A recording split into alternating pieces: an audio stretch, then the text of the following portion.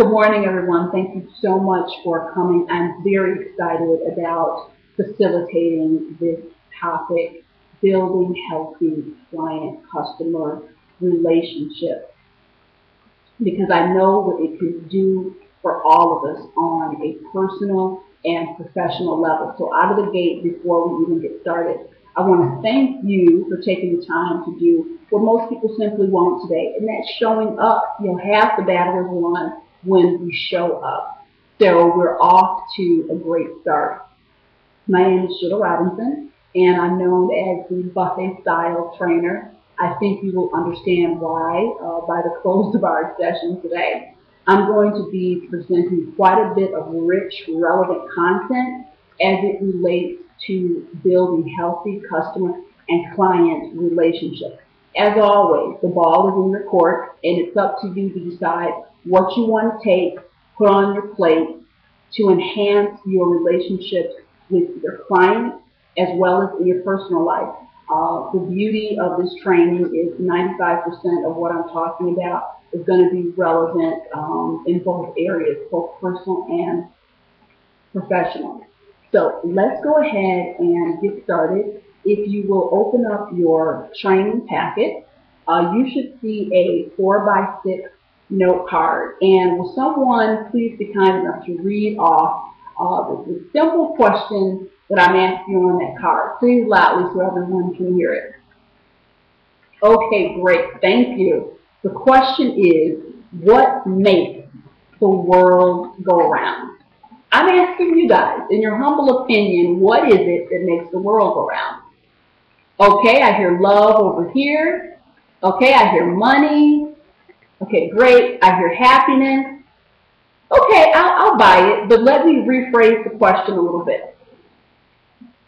In order to have more love, more happiness, and more money, what is the one thing you've got to access on a consistent basis?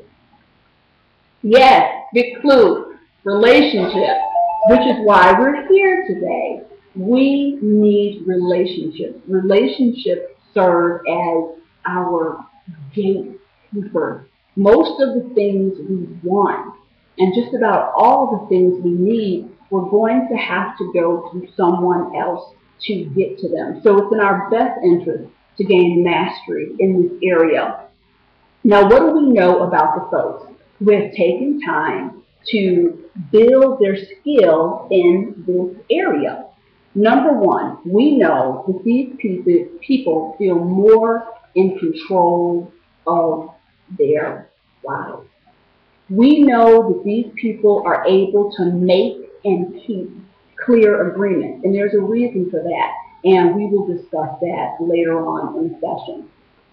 We know that they use communication to aid in understanding, and they don't view relationship problems and communication obstacles as just another pain in the butt to deal with. They actually leverage all of these issues as growth opportunities. And later in the afternoon, when we're in our practice skill portion of the session, I'm going to show you two key techniques that you can use to turn around any negative client exchange and create a positive funnel and perhaps even win that client over for a lifetime. We know these individuals live longer, and we also know that they report higher degrees of overall life satisfaction. More importantly, they understand that building healthy micro relationships, those are relationships between ourselves and our clients, and macro relationships with our families and loved ones, is about the experience that we create. Even when we're not intentionally trying to, we're always creating an experience. So someone might say, well, I just didn't have time to call this individual back. I'm swamped. If that's your customer, you're still building that relationship. Even in the period you haven't returned the call, you're communicating something. So we're always on, even when we think we may be off. Folks who understand building these skills and techniques know the value of building these relationships to their bottom line. Bottom line meaning bottom line revenue of your business or your organization.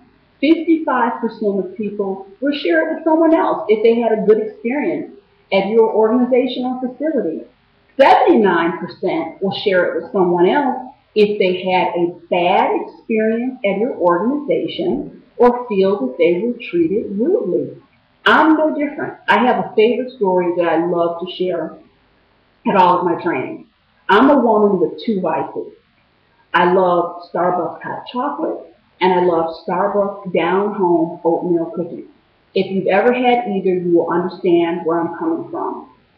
All my friends ask me, why is it that you will walk 3 blocks to this Starbucks and there's another Starbucks right in front of your house? I'll tell you why. Because I had a bad experience with customer service.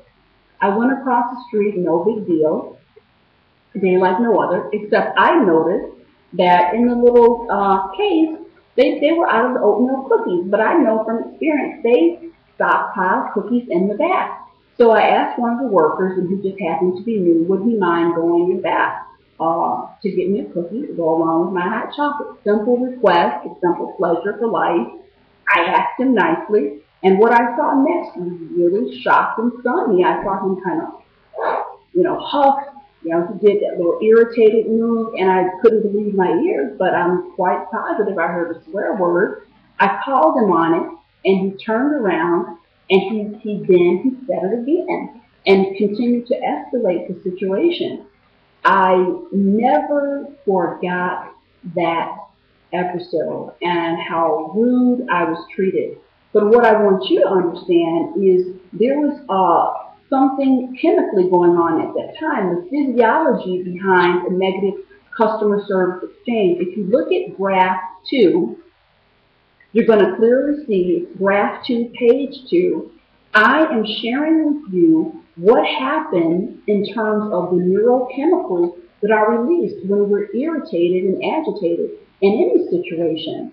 My brain was responding, my body was responding, and the combination of both left an imprint. So why do I now walk 3 blocks away? The science is very simple.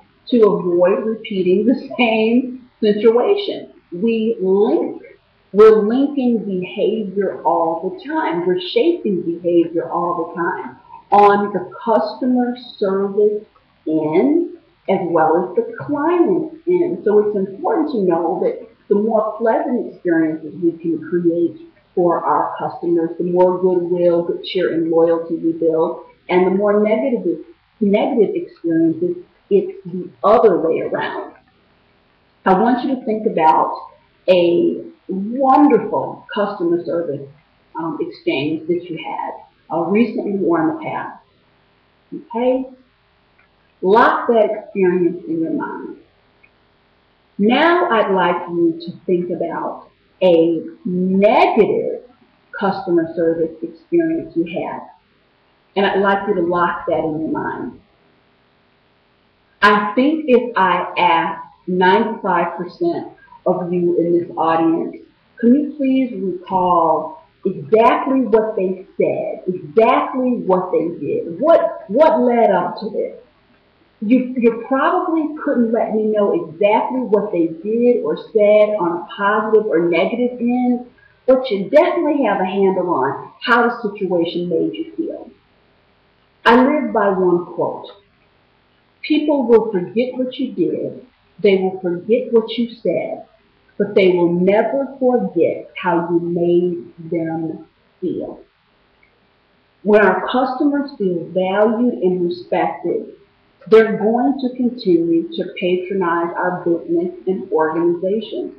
And incidentally, I don't advocate for mediocrity in anything, but it is worth mentioning that the research reveals over and over again, even if a product is not superior, if the customer service is excellent, you will continue to maintain strong client base. On the flip side, you could have a superior product, but if you don't understand the nuances, and if you don't understand relationships, then you're going to run into a problem every single time.